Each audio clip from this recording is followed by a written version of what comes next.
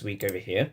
I just want to break down this move over here because I think there's a lot of things traders can take away.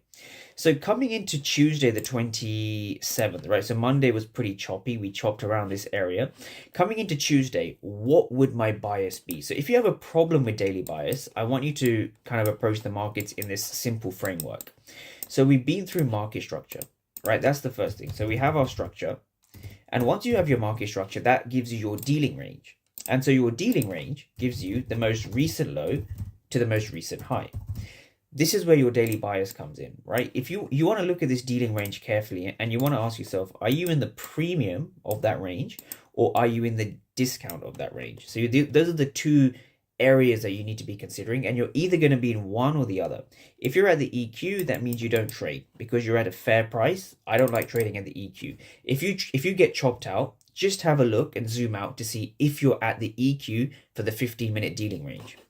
Now, from here, we can either have two things from the dealing range. We can either be in premium or we can be in discount, right? Now, from here, it's pretty obvious that most people can see that we're above the 50%. And so we're in a premium.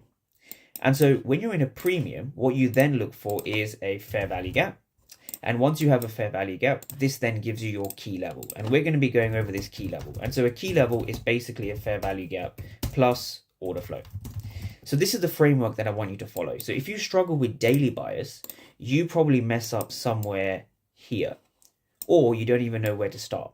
Right, so once you have your market structure, identify the most recent high and low. So that's going to be this high to this low down here. So just make that clear, this high to this low.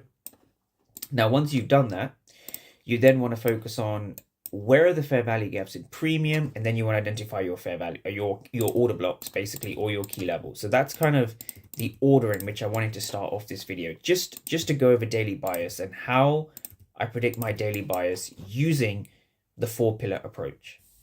Once you have your daily bias down, the next thing I typically do is I look for